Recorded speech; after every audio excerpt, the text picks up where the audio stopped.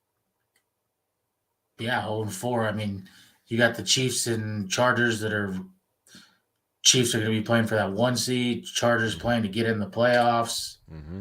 Um, Baker, who's going to be motivated to try to keep that job for next year in LA.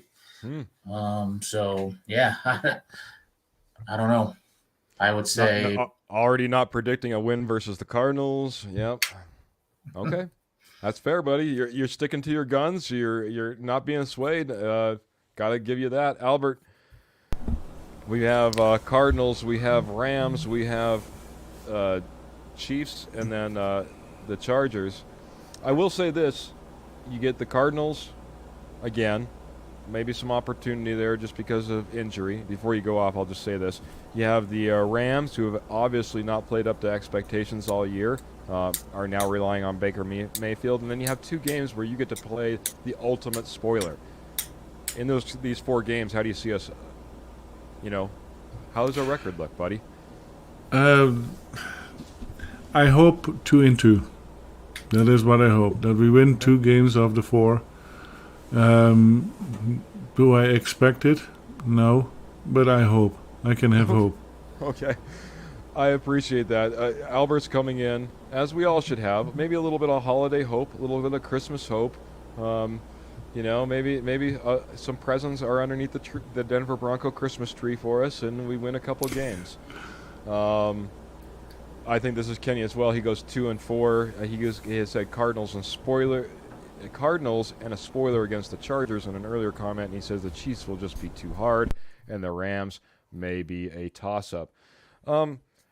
I'll be honest. I'll be right there with you guys. I don't have high expectations. I have a lot of hope. I think the Cardinals are certainly a possibility. I think the Rams are going to be difficult regardless, and the Chiefs and the Chargers are the Chiefs and the Chargers, guys that are going to be playing for things beyond the 17-week schedule. So that being said, Santa Claus is coming to Albert's house as he's showing off his Denver Bronco gnome ornament. It looks like there.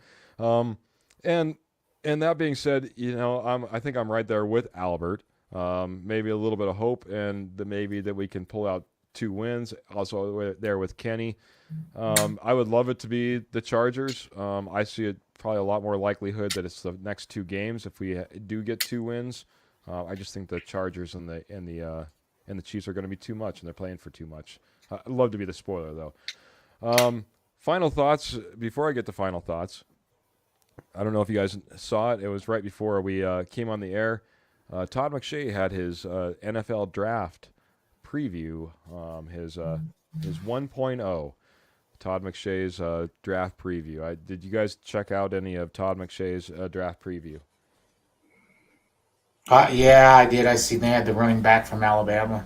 Yeah. Okay. Very good, man. I'll let you go first then. I'll probably mess up his name. Jahmyr Gibbs, running back, Alabama, as the only, obviously, first-round pick, projected in the mid-20s, if I remember correctly, at this point, to the Denver Broncos by Todd McShay. What are your thoughts about going after? I believe that was the second running back taken by Todd McShay in the NFL first-round draft. I'd rather have the running back from Texas if he's there, but I would much rather have an O-lineman. I mean, this O-line is garbage, and that has to be the number one priority to fix this O-line. That's fair, in my opinion. Before I jump off of you, I believe, if I remember correctly, he had 4, maybe 5 tackles already taken. We would have been looking guard center. Do you take a guard center as high as mid-20s in this upcoming draft? I know it's early. I don't know how much prospecting you've done towards the draft, but just in general, would you look at taking a guard or a center as high as a low first-round draft pick? I would. Okay. Because that's a huge need. I mean, look at teams in the past like Dallas when they drafted Travis Frederick from Wisconsin, Kansas City last year when they got the dude.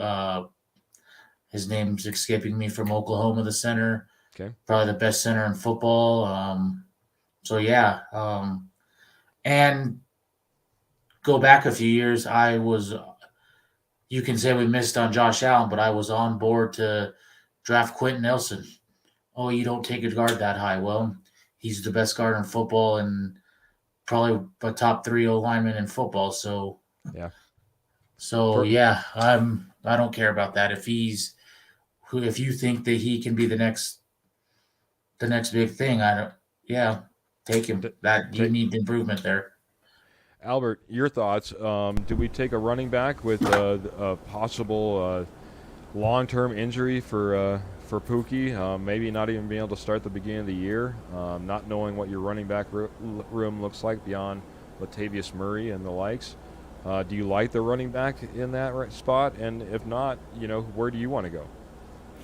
So the first thing where I would go is a tackle. We need a new right tackle. That's definitely what we need. We need a center. We need maybe in a different scheme. I can see Reisner coming back into his first year performance with a different scheme. It also starts no matter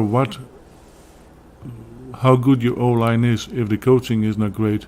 So I would start with a different O-line coach too. That's fair enough, man.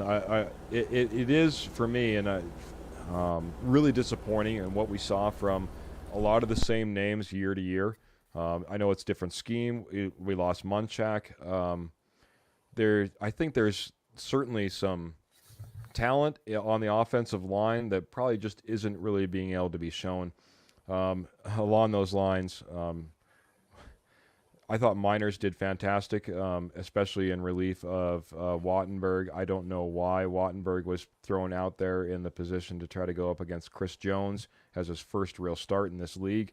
Hopefully that didn't completely obliterate his confidence, because that was a very hurtful performance. But that also goes to show exactly how deep we're not at that position. Here's a guy that we actually moved up in the 5th round in order to take, and Moody came in, and it's one of the questions I had I don't know if it was in my mini agenda or not, but I really got to question how this coaching staff evaluates talent that's going to go on the field on Sundays, because it's, whether it be an Albert O, whether it be a Quinn Miners, we can make we can bring up multiple instances where it just doesn't seem to make sense. So right now it is the player that is available that is playing. Yeah, but Albert O has been out there for quite some time, as an available player, in my opinion, and this is a team that's been struggling as wide receivers have went down.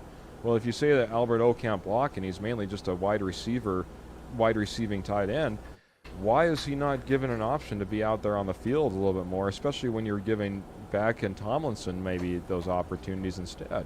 Seems like we could have utilized him. Yeah, I think there's still the hope for a little protection for Russ with the others, and so I think that's right now Alberto is a liability as a blocker, and so that's why he's not playing. Yeah, certainly allowed for the rise of Greg Dulcich, as he basically was given. That's my argument. Position. That's my argument to Alberto is, what have we seen from Greg Dulcich that makes him an elite blocker or even block at all? Agreed, he runs routes and he gets playing time. I'm not arguing if Greg Dulcich is better than Alberto. All I'm saying is he doesn't block and plays. Alberto doesn't block and sits. It doesn't make any sense. Something is up there, and if they release Alberto next year, someone will pick Alberto up, and he may not be their starting tight end, but he will be a producer because he can run for as big as he is, and he will produce. I agree, man. Like I said, one of the topics that I just don't think we'll be able to get to, we're already running a little bit late as it is the fact that this coaching staff, I think, struggles in trying to find the right talent to hit the field on any given Sunday. I do want to just give a shout out, because Kenny's coming in and giving Jody a shout out. Says 100% agree with Jody. You can get a running back in free agency. Miles Sanders is a name that should be available. Just as instance, games are won in the trenches. O-line help is a huge need, but resist to overvalue. Take the best player available at a position of need.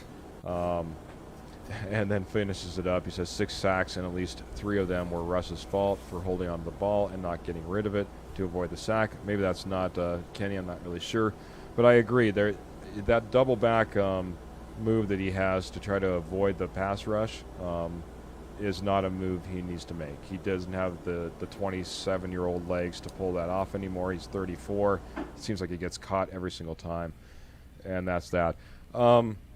Final thoughts are coming up, gentlemen, as we get out of here. And Jody is the one who brought this up. I'll probably give Jody a little bit of screen time on this, but to start off. But a great coach in Mike Leach passed away at the age of 61.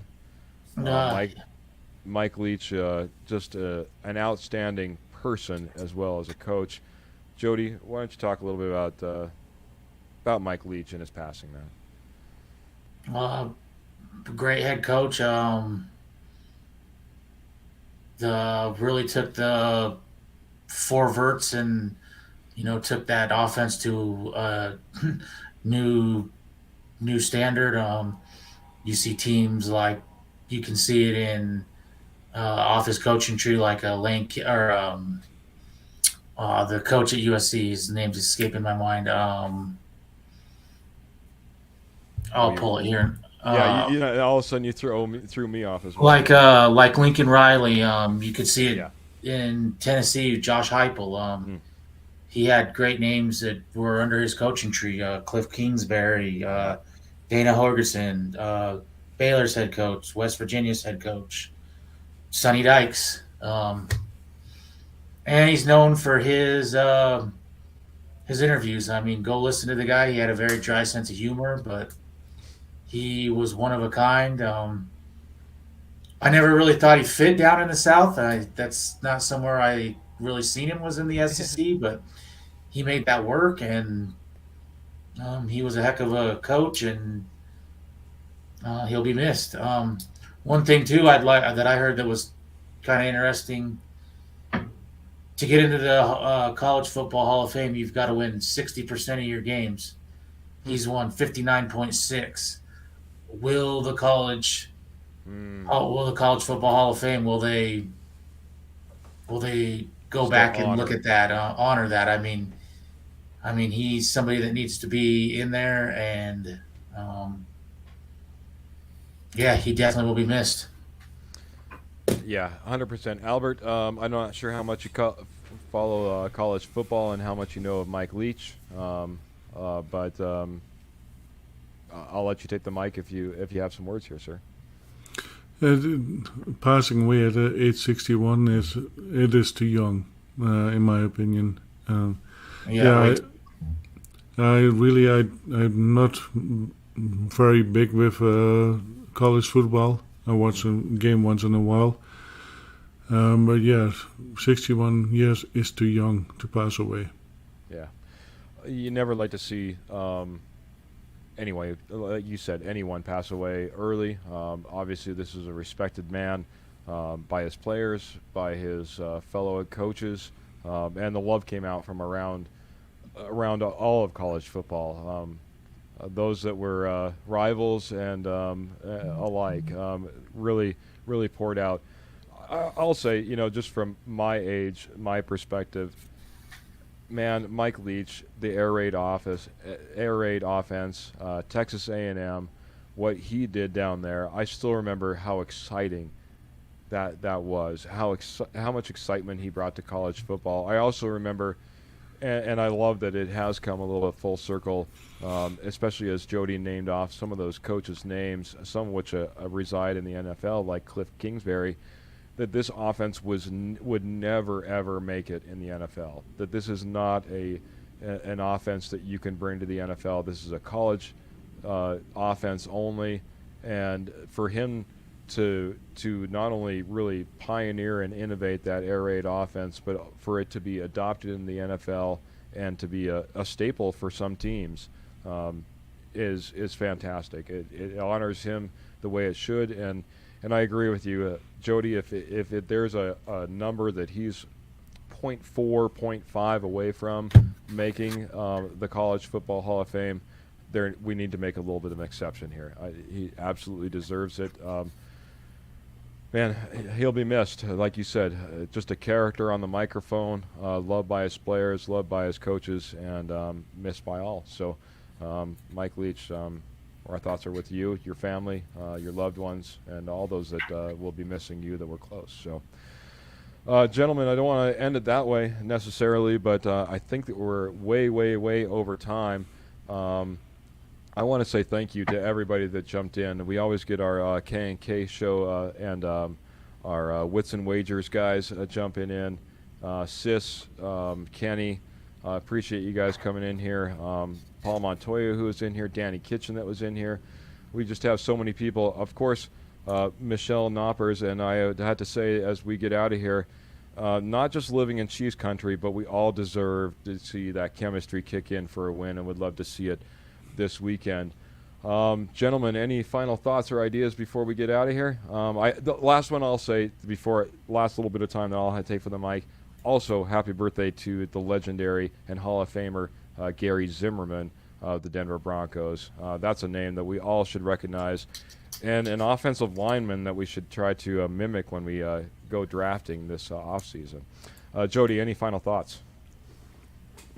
Just hope everyone can make it through the rest of the season uninjured, and I hate to say it, but I can't wait for the season to be over and on to the next year, because this season has been a massive disappointment for me.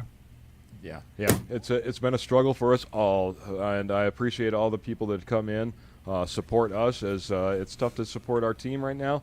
I know, but hey, we'll all make it through it. I know there has to be a light at the end of the tunnel. Let's stay positive. Albert, final thoughts, sir? I hope we will see an exciting game next Sunday. I hope that Russ will play and that he will pass the call. And I want to wish all the strength to the coach's family and friends with this loss. And go Broncos. Yeah, go Broncos. Well, and that's how I'll probably round it out. We have a great opportunity this weekend. We don't get many opportunities like this with Kyler Murray being out. I think we actually have an opportunity to get a win this weekend. Broncos, if you're out there listening, come together like you came together in this last game. I'm proud of you. I'm proud of the way you fought. I'm proud of the way that we went out there and we fought back. We put up points. We remained competitive. I'm proud of the way that you remain competitive throughout this season, and there's no reason to give up now. Go out there, win one for yourselves, win one for your coach, win one for the Denver Broncos, and win one for the fans in the stands and all around the country. We need it. We want it. We're pulling for you, and we want to be back on here next week talking about that Denver Bronco win. It's overdue. So from me, from Albert, from Jody, from the Rocky Mountain Sports Network, to all of you, we're going to get out of here for tonight, and we will see you next week. Thank you very much.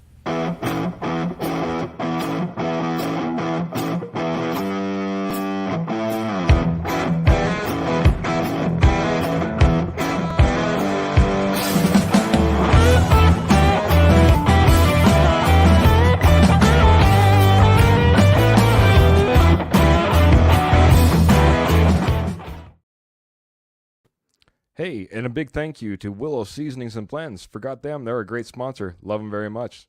Good night, everyone.